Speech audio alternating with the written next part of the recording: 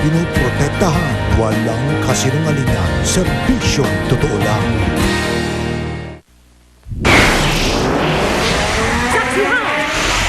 Paghagupit ni Bagyong Chadeng sa Bicol Region, isa patay matapos malunod sa baybayin sa Catanduanes.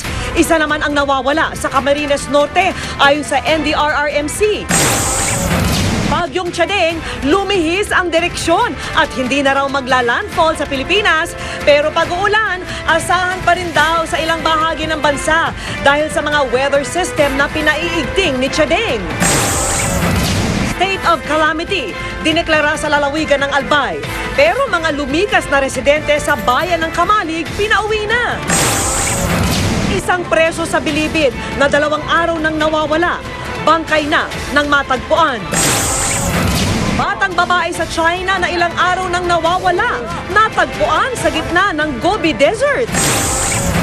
Sasakyan ng mga sikat, kabilang ang van ng Philippine Ascalts, ibinida sa isang car show. Sa sports saksi, mga bata at maging mga babaeng football player naglaro sa football festival sa Tarlac. At sa showbiz saksi, Scotty McCreery, bagong American Idol.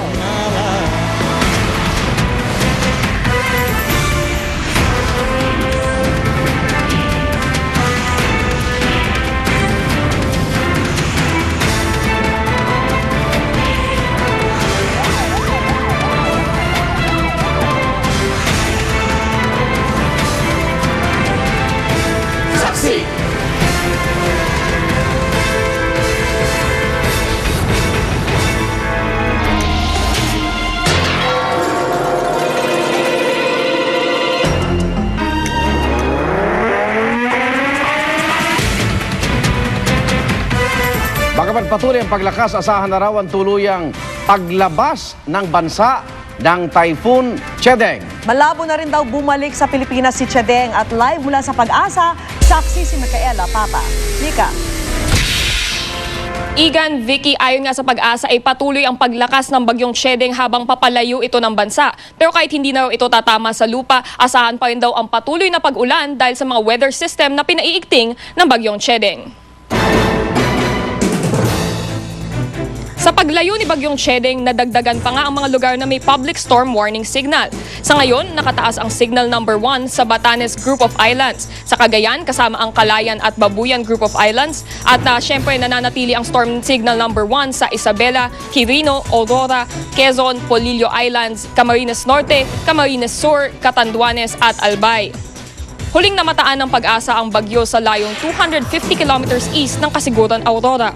Taglay nito ang lakas ng hanging aabot sa 185 kilometers per hour at bugso ng hanging aabot sa 220 kilometers per hour. Gumagalaw ito sa direksyong northwest sa bilis na 19 kilometers per hour. Batay sa storm track ng Pag-asa ay hindi na inaasahang magla-landfall sa Pilipinas si Chadeng at sa halip ay tutuloy ito sa Karagatang Pasipiko patungong Japan. Bukas ng gabi ay inaasahang nasa 140 kilometers east ng Basco, Batanes si Chadeng at sa Sabado ay nasa 520 kilometers northeast ng Basco, Batanes. Yung ridge of high pressure area na binabantayan natin na kumbaga sagabal sa pagtakbo niya, no, ay nag-recede o umatras. So, pag-atras ng high pressure area na yon, nagkaroon na ng malulusutan itong si Chadeng. Ayon pa sa Pag-asa, malabo na raw bumalik pa sa Pilipinas itong si Chadeng. Para magkaroon ng tinatawag na Fujiwara effect para makapagpabalik sa kanya, kailangan ng isang tropical cyclone din of almost the same intensity at malapit, merong certain distance na about 800 kilometers to 1,000 kilometers. Igan, Vicky, paglilinaw ng Pag-asa, yung pag-ulan kaninang hapon sa Metro Manila ay sanhi ng mga outer bands ng Bagyong Chadeng na nasa loob ng Intertropical Convergence Zone. At syempre patuloy pa rin daw ang pag-ulan dito sa kanlurang bahagi ng bansa kasama na ang Metro Manila dahil sa hanging habagat na pinaiigting ng Bagyong Chadeng. Live mula sa Pag-asa dito sa Quezon City, ako si Micaela Papa, ang inyong saksi. Isa ang patay habang isa pa ang nawawala sa paghagupit ng Bagyong Chadeng sa Bicol Region. Isinailalim na sa state of calamity ang lalawigan ng Albay. Darito ang report. Maliban sa mahinang ulan mula pa kagabi, bahagya ng gumanda ang panahon sa Albay. Pero dahil sa dami ng mga residenteng inilikas, isinailalim na sa state of calamity ang probinsya para makapangarap ng tulong. Sa ngayon, nasa evacuation center pa rin ang mahigit 20,000 residente sa bayan ng Owas, Polanggi, Libon, Ligao at Piduran. Ang mga libo-libong evacuee naman mula sa Kamalig ay pinauwi na. Sa kabila nito, bawal pa rin maglayag ang mga sasakyang pandagat sa Bicol. Kaya sa Sorsogon, nakapila sa pier ang mga stranded na truck at bus. 10,000 pasahero naghihintay pa ng biyahe. Sa Catanduanes naman, kinumpirma ng NDRRMC na isa na ang patay matapos malunod sa baybayin. Isa naman ang nawawala sa Camarines Norte. Sinamantala naman ng mga otoridad sa Real Quezon ang magandang panahon para magbahay-bahay at balaan ng mga residente, lalo na mga nakatira sa tabi ng bundok at dagat. Pero ang mga mangingisda, baka sa pagkainip matapos pagbawalan pumalaot. Ganito rin ang sitwasyon ng mga mangingisda sa Aurora, kaya nag-abala na lang sila sa pag-ayos ng lambat. Ang mga magsasaka naman, doble kayod sa pag-ani ng kanilang mga palay. Di bali na raw nakulang pa sa panahon, kaysa masayang ang mga ito sakaling manalasa ng husto ang bagyong Chedeng. Nagsisiguro na rin ang mga taga-Isabela kahit maganda ang panahon doon sa maghapon. Ang mga evacuation center kumpleto sa mga supply ng pagkain at gamot para sa mga lilikas. Nag-imbentaryo na rin ang gamit ang lokal na pamahalaan at nakaantabay na rin ang mga rescue team. Tuloy-tuloy rin ang paghahanda sa bagyo ng mga taga-Apari sa Cagayan. Ang radar station doon ng Pag-asa inaayos na para madaling makakalap ng impormasyon. Ang Nueva Ecija di man direktang apektado ng bagyo, pilit naman bumabangon sa pinsalang dulot ng buhawi noong Martes na sumira sa ilang bahay at bumuwal sa mga puno. Hindi naman apektado ng bagyong Chedeng ang Mindanao, pero sa bayan ng Sultan Kudarat sa Maguindanao, ilang barangay ang binaha dahil sa walang patid na ulan. Paliwanag ng Pag-asa, dala raw ito ng hanging habagat na umiiral sa Visayas at Mindanao. Para sa Saksi, James Velasquez, Sagulat.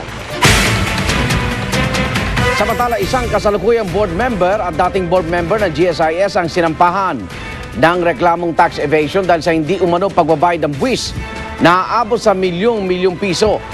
Binigyan naman ng extension ng Department of Justice si Anggaling Pinoy Party List Representative Mikey Arroyo at asawang si Angela sa pagsagot sa kinakaharap nilang tax evasion complaint.